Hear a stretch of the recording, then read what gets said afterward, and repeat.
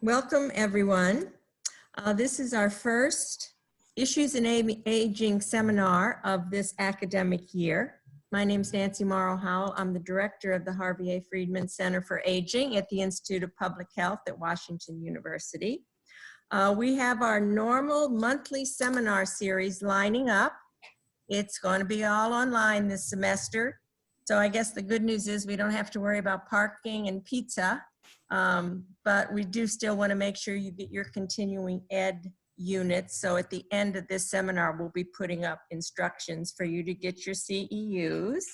We also will be recording this seminar and we'll be making it available to you after the seminar and on our website.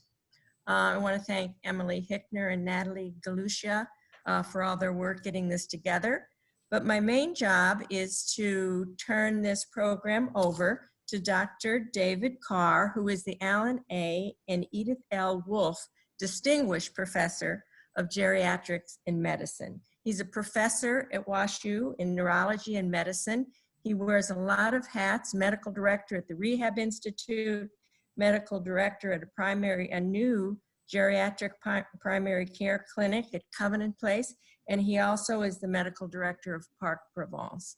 So with that, David, I'm turning it over to you to introduce our panelists and moderate this discussion on the impact of COVID-19 on long-term care.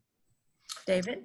Thank you, Dr. Morrow Howell. So glad to be here, and thank you. It looks like we're up to about 70 participants and growing, so we really appreciate your interest being here today and looking forward to this discussion.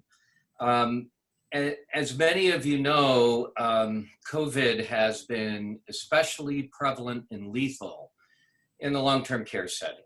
And just in our greater St. Louis area, we've had over 20,000 COVID cases and over 700 deaths in St. Louis County, over 6,000 cases, and almost 200 deaths in the city. If you just look at our county, we've had 2,300 residents in long-term care that have been impacted by this disease and 500 deaths, about a 20% mortality rate. So if you look at long-term care overall, only maybe 12% of total cases, but the deaths in the greater St. Louis area for COVID are about 66% of all the cases. So it's just, we've been hit hard in this area. And it's not just the loss of life, but how people are affected afterwards and continuing issues with social isolation, economic costs, and been quite devastating for our facilities and workers and industry.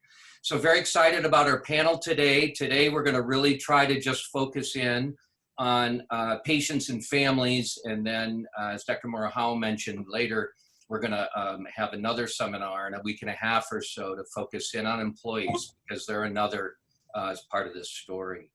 I'd like to introduce Dr. Charles Crecelius, Medical Director of Post-Acute Care and BJC Medical Group, has really led the charge with facilities facing this systematically in the St. Louis area. Dr. Lenise Cummings Vaughn, Director of the State Healthy Clinic and our Associate Medical Director at Parc Provence, a facility and dementia expertise in West County.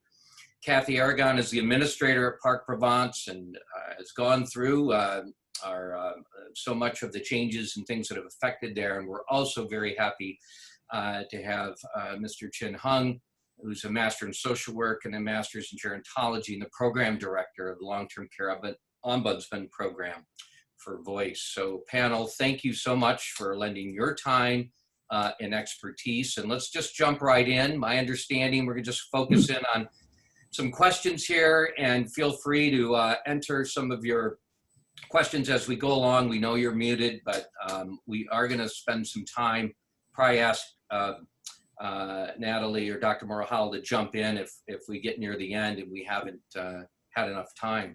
But let's start from the beginning. You know, Kathy, I was looking back through our emails, and it was right around April 21st where Parc got hit, and many of our facilities did in spring. And let's just back up a little bit and talk about preparation before COVID hit, and just what do you recall some of the things that we did in other facilities to try to prepare for this pandemic? Well, here at Park, we, immediately shut down our households and started putting up what we could for social distancing, even at our wellness stations, our nurses stations, putting plexiglass there, putting plexiglass at receptionists, starting with screening with the mat, started using mask and doing a screening form for everybody entering to reassure that they didn't have a fever and overlooking whatever symptoms they may be having of COVID. If they have any of those symptoms or fever, turning them away, tell them to go see their medical director or medical doctor, and trying to educate our staff. A lot of education was going on then, just of COVID, how to use PPE, what is PPE, proper ways to use it, and taking it on and off. So there was a lot going on in those first few weeks. Thank you. Dr. Crecelius, I know that along with Mercy, you led and continue to lead a team. And just going back before the pandemic hit, what were sort of some of the concerns and issues you had on your mind in trying to rally the facilities and how to be ready for this, this COVID infection? And I work both sides of the fence. I work in the nurse home, but I also work for a hospital system, as does Michael Nash for Mercy. It was obvious we needed a concerted effort in St. Louis to try and make certain that all four major healthcare systems, the two I mentioned, plus St. Luke's and SSM, would attempt to coordinate efforts to not make life absolutely miserable for nursing homes. In the early days, there was confusion. Do we wear a mask? Do we not wear a mask? How transmissible is this disease? Do we have to worry about cleansing surfaces every 5 minutes? It was really pretty crazy at first until we got into a rhythm. We didn't really have enough staff training up front. One of those, I wish I could have done it all over moments, would have been to get more decent staff education over and over again and more mask wearing right away. We did manage to form a collaborative of sorts. The St. Louis Roundtable was in existence about 1.5 years before the pandemic hit, and that was a collaboration of the four health systems in the nurse home to work on best practices. And thanking God we were in existence before, because it was that conduit to let us do the work we did. Work with the HSOs, set up a tracker list every morning. We were meeting with the hospitals with a big Excel chart showing what hospitals had how many cases of COVID, who was in the ICU, who was to go out, and on the other side, what nurse homes were available, how many beds did they have, did they take COVID patients, not take COVID patients. That sort of integrated teamwork has made this far different than New York City, for example. We haven't had nearly the mayhem when we did have the most rapid rise back in around May was when it was at its worst. Thank you. Mr. Hung, just in thinking back, I mean, who would have thought, 6 months later or however, we're still going to be on lockdown and visitation non-existent or limited, but just going into as cases came in, what was sort of going on in your channels and discussions with families and some of their concerns going into this COVID infection? So we actually started, rolling out memos and shut down and ordered all the nursing homes to shut down around late March. And like you said, Dr. Carr, it's been 6 months. So every month, my program, we received hundreds of phone calls regarding, they want to go see their loved ones and that during this the entire pandemic, like what was just mentioned, that there was a lot of confusion because we've never experienced this kind of a pandemic before. So when starting from the very beginning,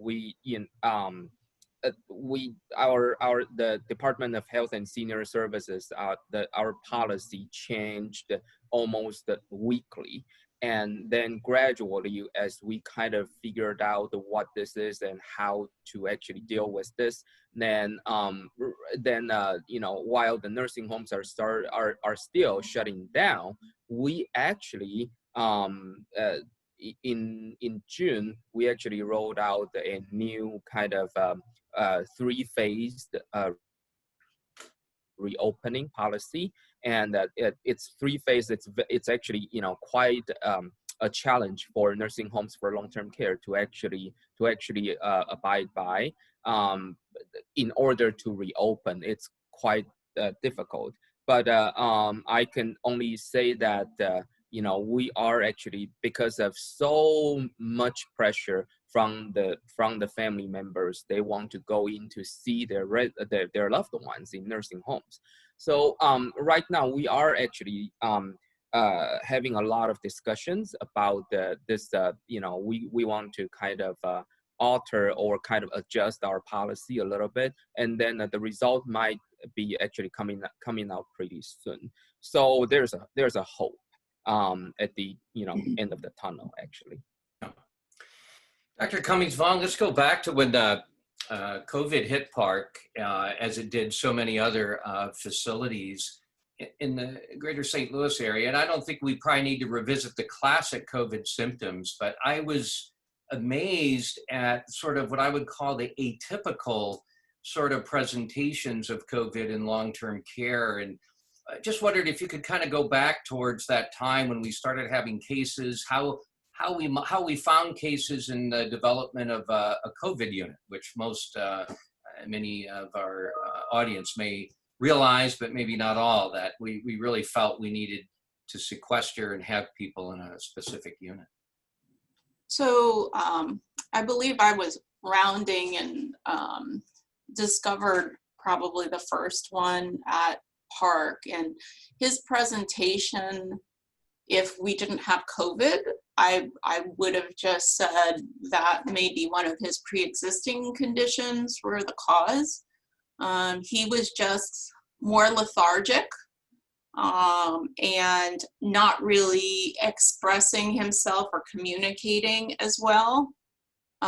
Those were the first symptoms. Actually, he later developed a fever around 99, so didn't quite rise to a higher level, and started not to eat as well. So very subtle things. And this same gentleman had similar symptoms with a heart failure exacerbation, to be honest, within the last year.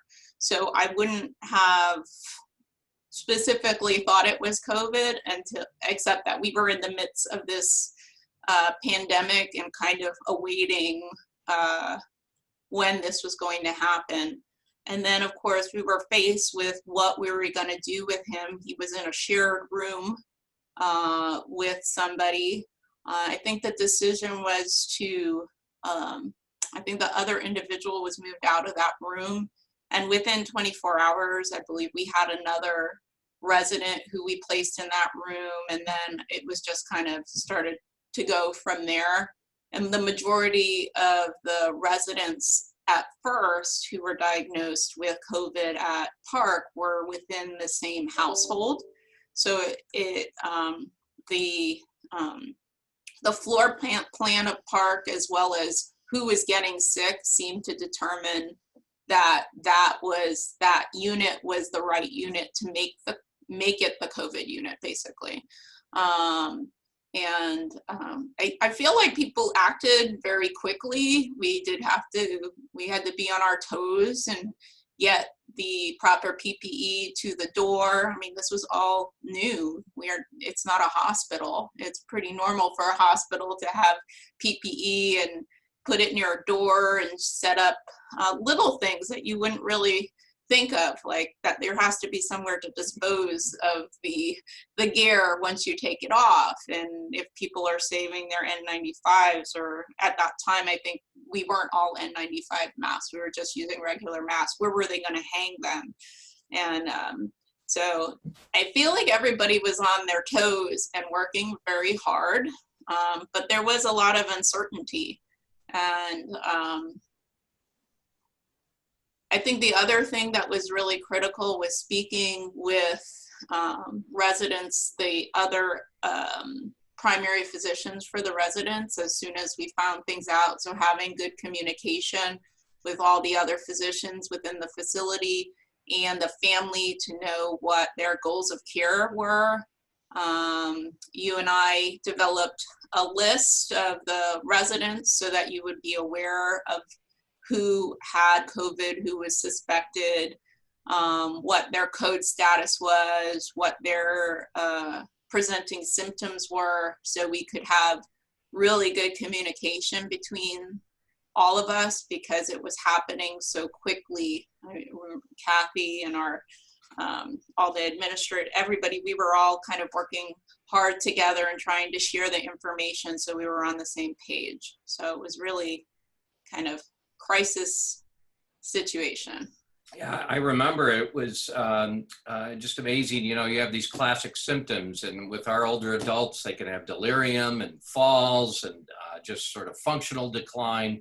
Mm-hmm. Kathy, so now COVID is in the facility, and you know, you don't have somebody that's your press person that can talk with all 120 family members and give our audience a little bit of insight into what it's like to be an administrator and try to communicate with all these people, and also set up a process. People are dying, and many of them decided, families, they didn't want them to go to the hospital. So how do you get some of these people in so they can at least see their loved one? That was another very touching, very difficult story of this loss of life and families and their trepidation for coming in, and because they're not spring chickens, they're, you know, the grandkids are like, Mom, Dad, you can't go in. So yeah, talk a little bit about the communication with the families from your end. So we quickly started trying to put our email list together for families or responsible parties, durable power of attorneys, and created a basically a database of emails. So I was emailing letters weekly, sometimes twice a week, of the changes that were taking place within the building, from residents, how they were doing on a whole, the testing that was going on, how many positives we were seeing, and the nurse managers were doing lots of phone calls as well to the family members.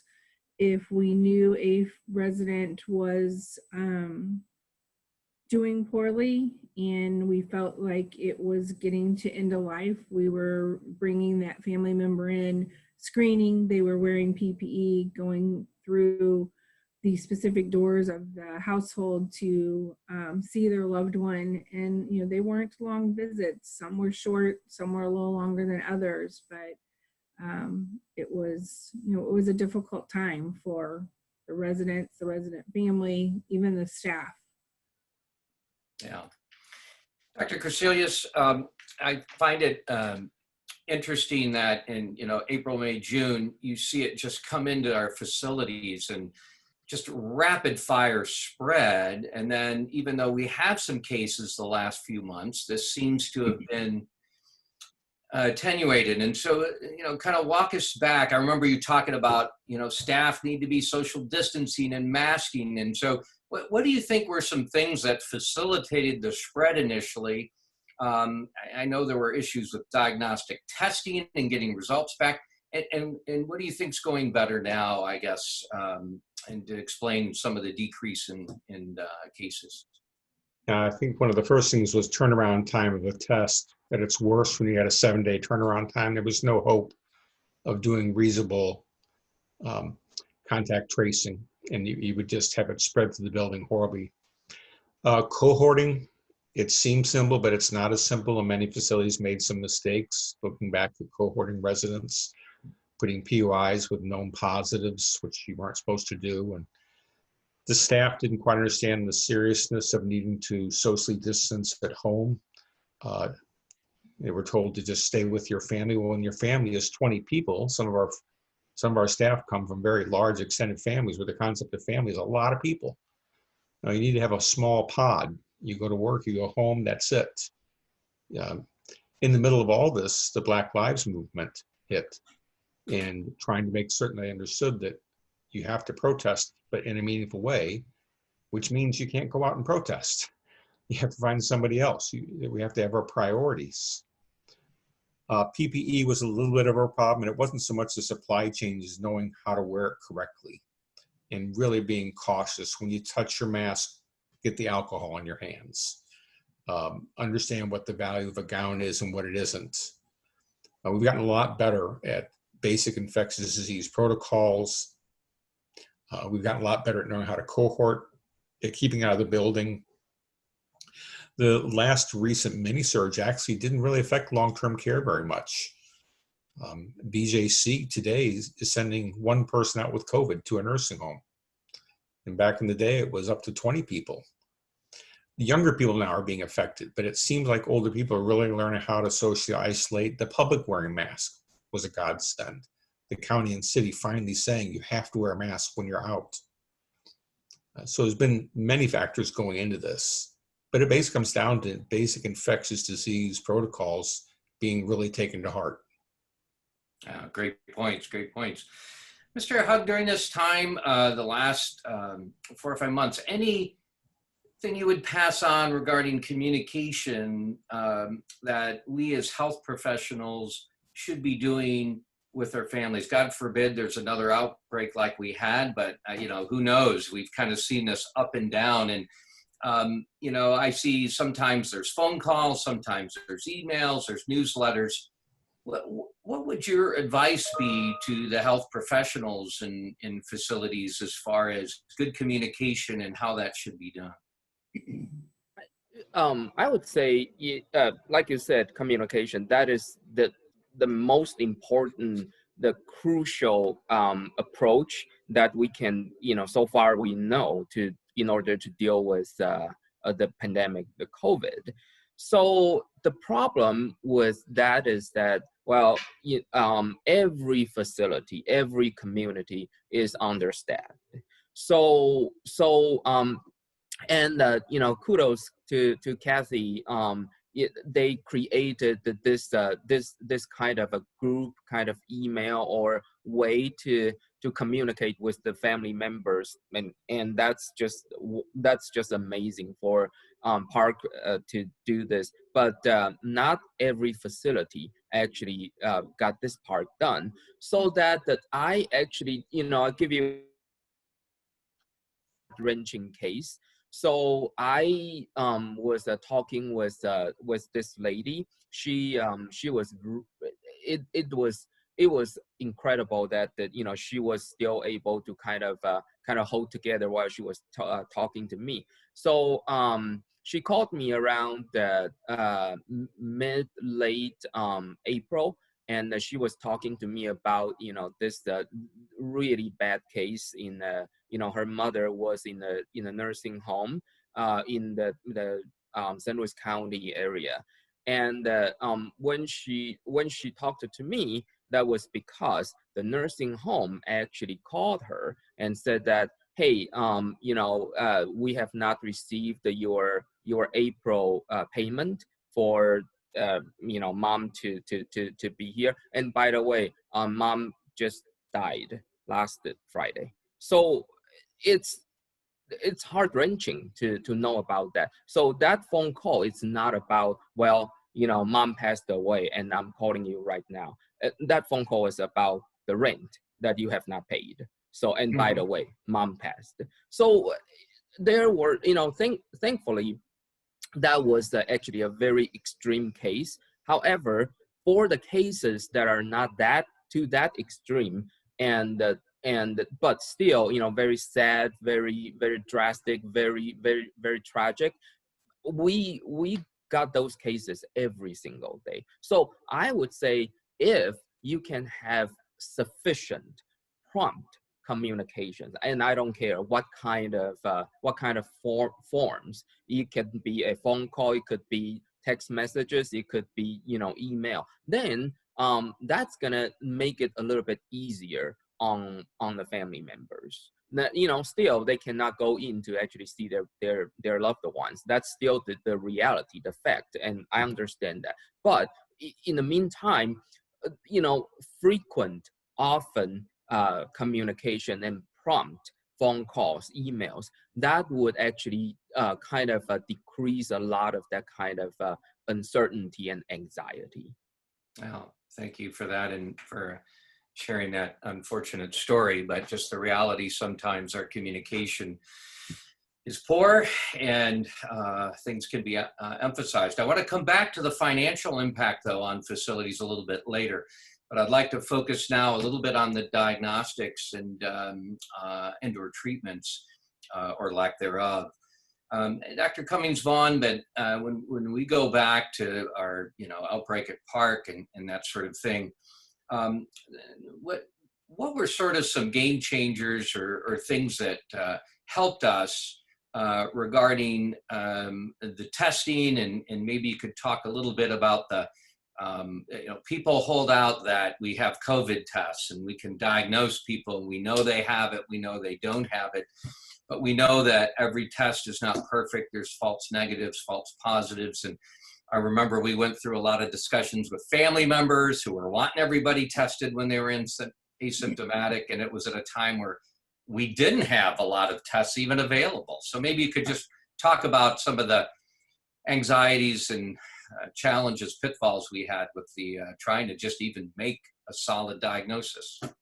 So I think when the outbreak started, about a week or two into it, I believe we had a discussion and finally decided that we needed to test the entire household that we were housing the COVID patients in, because it seemed like the majority of patients were coming from that household. I feel like that was one of our first decisions. At that point, we were not receiving a lot of guidance from the Department of Health. I would say one of the most difficult things for me, and probably for the facility, Kathy can speak for herself, is just trying to communicate. I think I initially felt like we should be speaking closely with the Department of Health and giving them a lot of information and getting a lot of feedback.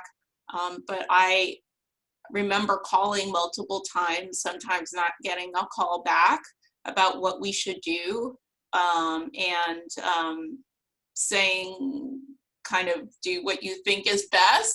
And so I think that's what we started to do, is just stop calling altogether and try to make good, educated decisions. We did start having you started calling our infectious disease expert at WashU and having some conversations with them. And so I think it was continuing decision-making that was happening. We initially tested this one full household, started shifting people around according to their symptoms, whether they were potentially positive.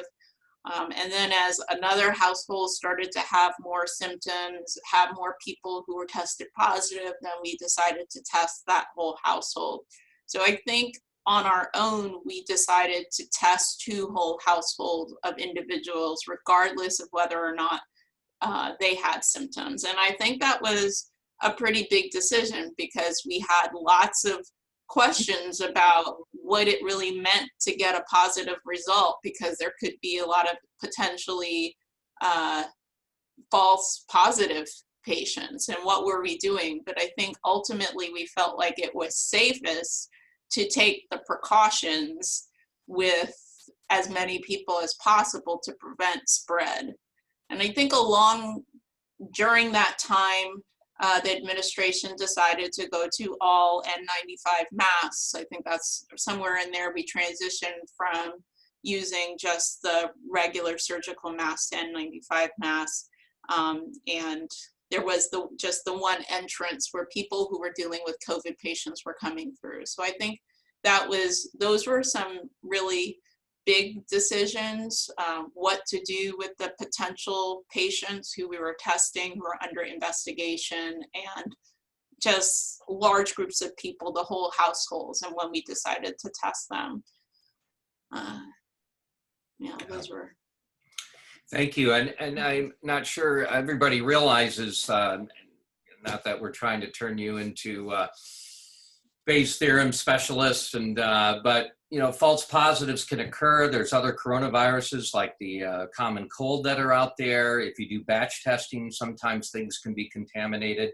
Very early on, I was probably over concerned about the false positives. I think during an outbreak, you know, you just have to assume that, you know, if it's in the facility, you got to work on it. I'm a little more concerned about the false positives now that we're doing widespread testing, and we'll get into that in just a little bit. But there's false negatives too, and for any of you that have had a sample, you know, that swab goes about that far back, and you're supposed to be rubbing for about 10 seconds. It makes my eyes water and makes me want to hurl just about to be non-professional, but it's not easy. And maybe Kathy could tell us a little bit, you know, in a facility that's entirely focused on dementia, how realistic is it to go in and do these tests on demented patients of various levels of severity, and for staff to kind of expose themselves, and maybe some of the pressures that you received from families to get everybody tested at a time when we didn't really have the kits or the capacity? Right. And that's what our biggest hurdle was in the beginning, not having test kits and the timeliness of getting tests done. You know, luckily, Barnes Lab stepped up and offered to do our testing, which was huge and made a huge difference. But, you know, we have been doing testing of our residents started first, and then the families questioned why we weren't doing the staff. So that was a big push to start with the staff, and you know, we went back and forth, do we not? You know, just as Dr. Cummings was saying about just testing our residents alone, making that decision. But we have probably been testing all staff for a good 12 weeks now. Our residents, we were testing through, I guess, the first week of July, and we've started doing them during the day, which with dementia was a little bit more difficult. You would get a lot more behaviors, pushback, refusal. So we decided to start coming in early in the morning, about 5:30, and catching them when they're in bed, which isn't the best thing for their sleep, much less being woke up and have, you know, this test done to you when you're half asleep. But we were able to have it go much smoother. The residents were much more tolerable, but there's been a couple times where we had to use pre-medication to help them relax a little bit to still do that test. Some days or every week we're told you're not doing it again next week. But luckily, we've got them done. Anytime we've been fortunate not to have a resident refuse to the point of not being able to do the test. Sometimes we have to go back and try again. Sometimes it's taken us 24 hours to get that test done, but we've managed to get there. If we hadn't, then they would have went into quarantine for that time frame until we could get the next test done. So, it has been challenging. Not easy.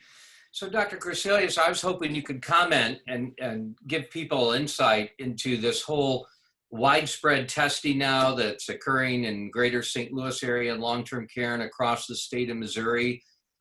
Maybe walk us through which facilities have to be tested, how they're getting tested, and how they're sort of reacting to positives that come up in employees and in staff. Sure. I'd like to say at least thank you, Department of Health. They've been under a lot of pressure. They finally came up with guidance. And it is what it is. There may be some minor flaws, but there's a firm pathway, and that's what you need. There's always going to be some way to quibble about the path we're taking. But right now, you have to have accomplished mass testing within 2 weeks of the release of the guidance. which was the 29th. So right now we're at that point. Everybody should have started mass testing, staff and family, unless you had done it within 2 weeks of the guidance release. So you test all residents and all staff every week until you get a clean building. No new positive tests, which can be somewhat difficult. Once you get 2 weeks with no positive results, you stop testing the residents and test only the staff. And that's in accordance with the prevalence in the community, the positivity rate, I should say. The positivity rate is that number of tests that turn positive in the county that you reside in. And there's been some quibbling about that because our staff may come from a different county. So should you use the county that you're getting your staff from or your own? And guidance actually says you can do a mishmash. You just have to justify what you're doing. Fortunately, the numbers aren't that different. Thank God in the St. Louis area, we're all in the medium category, which means once a week testing. If you can get to the low category, it's once a month. Unfortunately, high means twice a week, and that's more than 10% positivity. That's only the rural counties right now. There were many rural counties that were wondering whether COVID was real a couple of months ago. It's very real. It just took time to spread to rural counties. That's the nature of the beast. St. Louis City now is around just about 6%. St. Louis County was down to 7.8, and St. Charles was still leading the pack at 8.9. But there's been a consistent 2-week drop, and that was one of the other criteria for going on to phase 2. Continued week-to-week drop for 2 weeks to get into phase 2. So we're meeting some of those parameters right now. We're seeing a drop in county rates. The hard thing is getting, and especially in a big building, getting all the staff and residents negative, especially the staff. And you and I were talking before this meeting about whether down the road they're going to have an allowance for one positive staff member. They're typically asymptomatic. I mean, our staff are pretty good now about not coming to work when they have symptoms. They pretty well learned that lesson.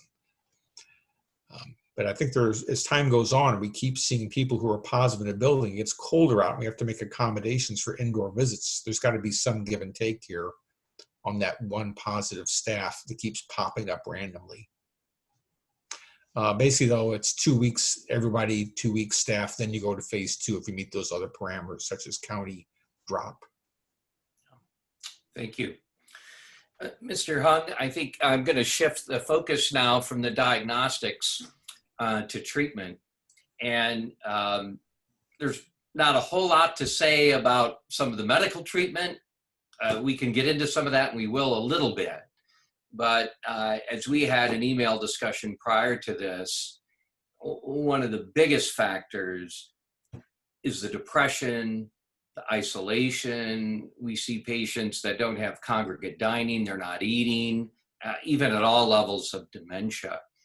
So any thoughts on how families can be advocates for combating some of these restrictions that we're still under in long-term care to help mental health? There was a therapist, social worker who just sent in a question about, she provides counseling services and she would like to come in and help, whether it's residents or staff. And so what are your thoughts about some of the things that we can do for the mental health of our long-term care residents and employees? Yes, and thank you, Dr. Carr. So now, we 6 months into this COVID pandemic, we actually now have another pandemic, and that pandemic is pandemic of isolation, depression, and loneliness. How do we deal with that? Well, most facilities in St. Louis County, St. Louis City, most of them, they are still in their phase 1. That's defined by Department of Health and Senior Services. So basically, phase 1, you cannot do visitors. Visitors cannot come in. However, phase 1, you actually can bring your residents if they are not bedbound. you actually can bring your residents outside to the deck, or outside. Maybe they have an area that is that has trees shaded, or just anywhere, that's as long as it's outside of the facility, outside of the building, and the family members, they can actually come to congregate, to visit with their loved ones in these outside areas. However, of course, we do not advise hug or physical touch and all that, all of those things. But it is very, very hard for family members to not hug after you have not seen your loved one, your parents, your grandparents for 6 months. It is just nearly impossible. So how do we deal with that? I've heard that just in case that people would hug, I heard that some nursing homes, they chose to actually gown up the residents that they are bringing outside of the facility, and they actually also provide gown, and masks and whole 9 yards, gloves and everything for the family members, just in case if they hug, which again is still not, I'm still advising against it. However, a lot of times families, they are family. You really, it's really difficult to actually stop them from hugging.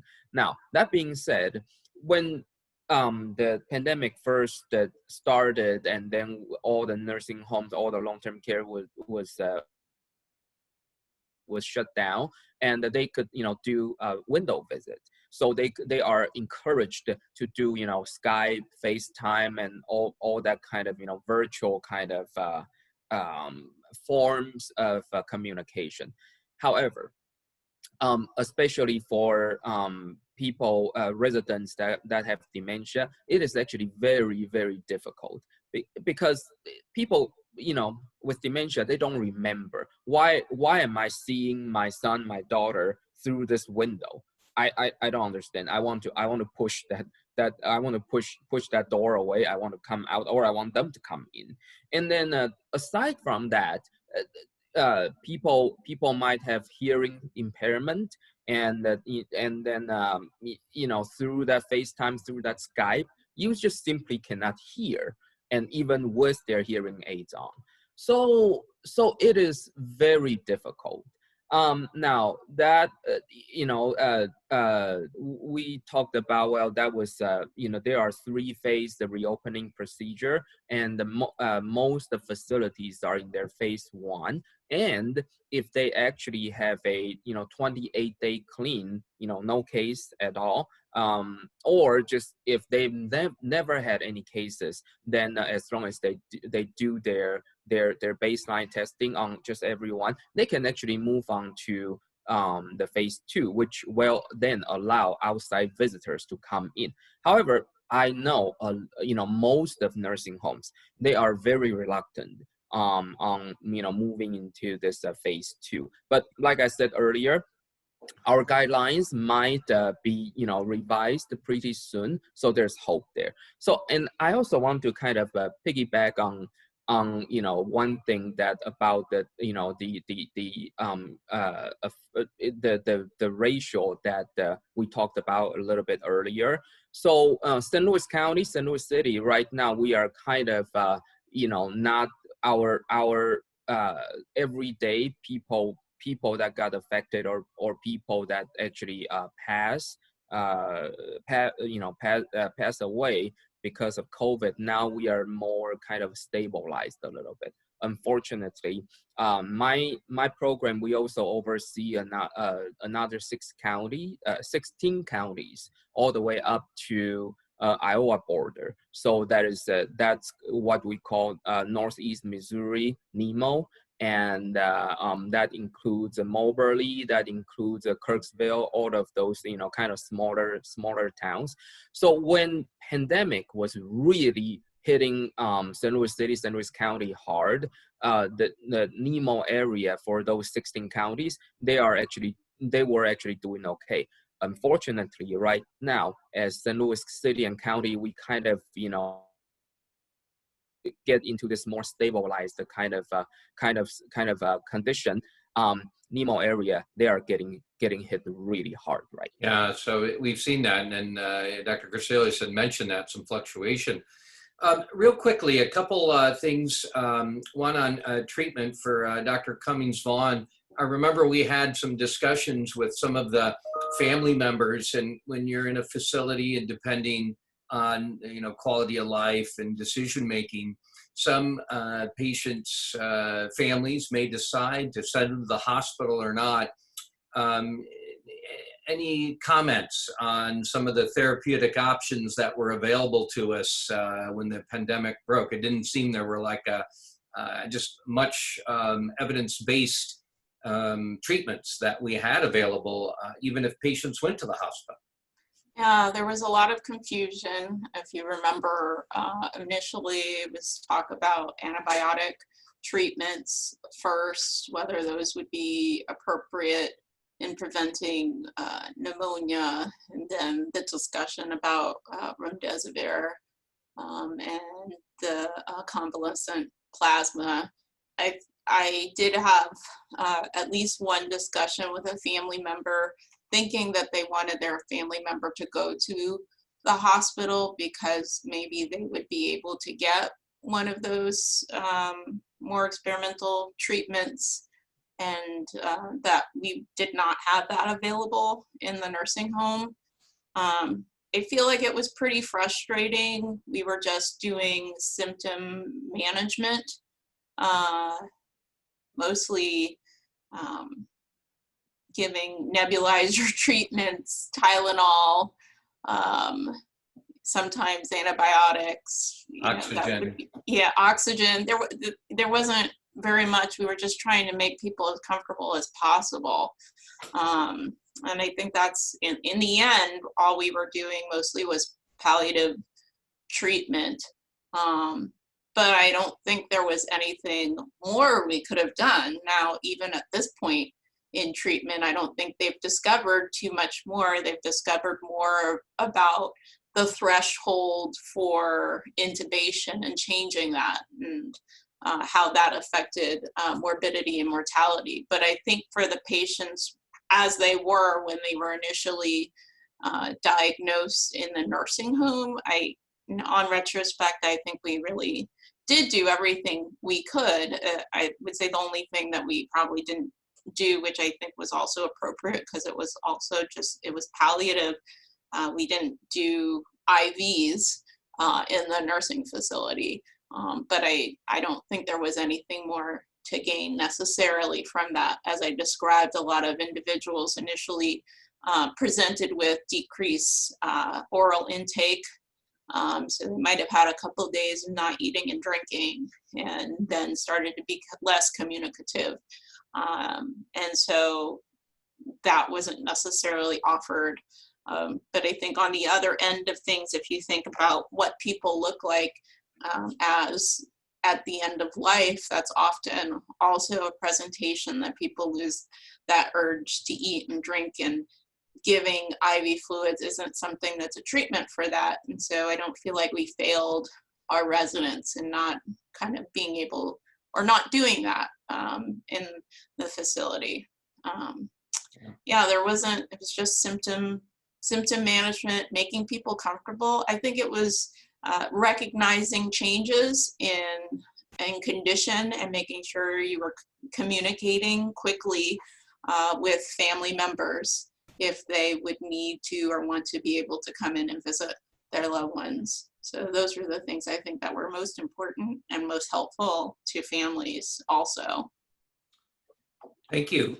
One more comment for Kathy, or question for Kathy, and then we're lining up some nice questions here to finish up, I think, our hour. And I had this discussion with Dr. Griselius. I mean, one of our big concerns was the financial viability of the long-term care industry. And, you look at the burden of costs of diagnostic testing and PPE and tragic loss of life, but inability to sort of readmit. To what extent you're comfortable, can you give us, a little idea of what kind of costs facilities are looking at as we dealt with this crisis? The expenses definitely went way up. Our census, we lost census. And, at this time with the way things are sitting, no tours, no visitors, we haven't had a rebound for readmissions or people moving in. Just April alone, we spent over $100,000 in PPE just to afford our staff to have everything they needed, from, the gowns, the masks, the goggles, face shields, to keep them safe during the care of our residents.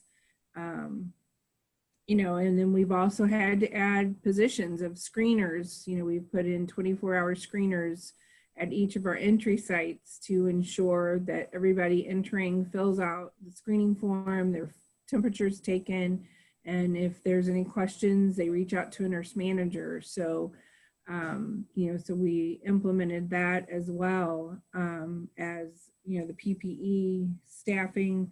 We've done a lot of incentives for staff,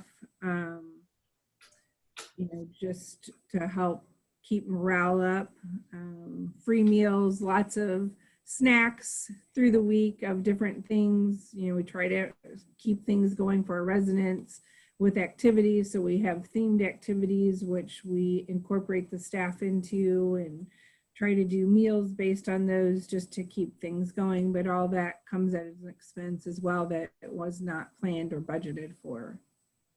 Can you share with us the cost for this widespread diagnostic testing? Yes. So testing, we are typically doing right around 150 to 100, and right now 180 probably of staff tests, which those tests are costing $100 per person.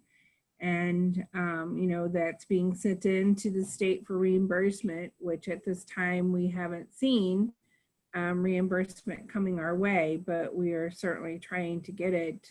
We've talked about when we get to the stage of doing 10% of our staff, we feel that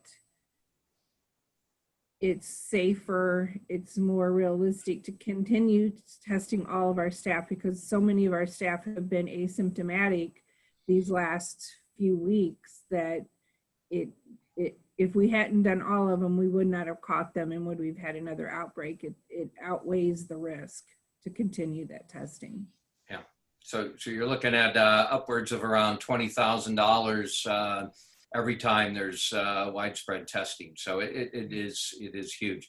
All right. Well, I really appreciate a panel with some input. We've got some questions now, and if it's okay, I'll just keep going in the order we've been. And first one for Dr. Crecelius. And the question comes in now, transfers from the hospital to the long-term care facility and back again, challenging situation with COVID-19.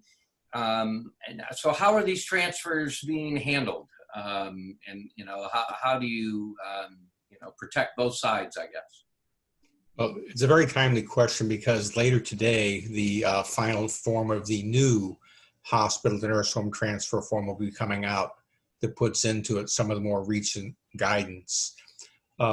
Hospital to nurse home requires for non-COVID patients a 14-day quarantine, and you cannot get out of that. We've seen people try to test out of quarantine. That's an impossibility. You just can't do that. So anybody that comes to you from the community to the hospital, anywhere, has to be put on 14-day quarantine. There's no early testing out again. When the nurse home sends out, it depends on the circumstance. If they send somebody out for any prolonged period of time and they came back, they were supposed to be put back on quarantine. There's some liberalization of that. The dialysis patients, for example, they've been an occasional source of entry into the nurse home, presumptively because of the van driver. We had more concerns about the people driving the van than anything else. Going to doctor's visits. If it's just a quick in and out to a doctor's office, dialysis, and they come right back and you've taken appropriate PPE precaution, you don't need to put those people back on quarantine. If they go out to a family affair, or in theory, it's 14-day quarantine again, anytime they go out. Yeah. Regular office visits with appropriate precautions, they're good to stay the way they are. Okay, thank you. Mr. Hung, this next one's for you. There's one of questions that came in. If you or panel are familiar with the organization Caregivers for Compromise. I guess Mary Daniels, the wife of a person living with dementia and long-term care, and has got a coalition of family advocates. They've negotiated with state agencies around visits in the nursing home and apparently bring a needed perspective. So this person's encouraging participants to look for this group, Caregivers for Compromise, on Facebook. Are you aware of this or other organizations that are kind of popping up to champion resident rights? Yes. So as far as I know, actually there are quite a few nursing homes. Their residents, family members, they are actually forming kind of a support group, for the lack of better term, and then to kind of support each other, to kind of figure out how to get through this while conducting communication with their nursing homes. So yes, but in the meantime, I would say when there is any questions, when there's any issues, don't hesitate to communicate, just to reach out to my program, and then we will try to get your message across. Thank you. Question for Dr. Cummings-Vaughn. Have you observed any changes in advanced care planning decisions and preferences during the COVID outbreak in long-term care? I can't say that I have. I think patients or their families who had difficulty making that decision before, it was still a difficult decision for them. I can't say that there were big changes, really, but I do think that we all decided that we wanted to make sure that everybody's goals of care were firmly documented and that we all had that information, so that if there was a crisis situation when a person, if they were diagnosed or they acutely declined, that we knew what their preferences were. So I think it's more of an awareness and making sure that those things were done and decided. Yeah, I think in our facility, where Dr. Cummings-Vaughn and I work together, and I can kind of say similar, that had a lot of discussions with family members, especially when the patient became symptomatic with COVID, but we've done a pretty good job in Park of having those discussions and putting them in, and can't say necessarily things changed, but that's not the case necessarily for all facilities. And I think, remember Dr. Crecelius and Long-Term Care Consortium mentioning that, to be sure to get out there, make those discussions, and I bet some facilities did notice some changes. I'm going to wrap up with the last question and then turn it back to Dr. Morrow-Howell. The last question that comes in is, can you speak about this impact this has had on the residents' mental health? And I think we'd all agree it's been a disaster, and not just on long-term care, but in outpatient, the anxiety, the depression, the social isolation. Just to give you one last little observation, in our COVID unit at Park, which really served the most advanced dementia patients. Many of them were already on hospice. They weren't losing weight. After we'd gone through about 5 or 6 weeks, we had our COVID survivors, but they weren't eating and they weren't drinking. And our hospice nurse said, Dr. Carr, we've got to get them out of PPE and back at the table eating together. And boy, when we did that, that seemed to sort of turn the corner. And even for the most advanced dementia patients, I think they're impacted by this. So it's a hit we're all taking, our residents have taken, and I think continues to be so. So I want to thank the panel.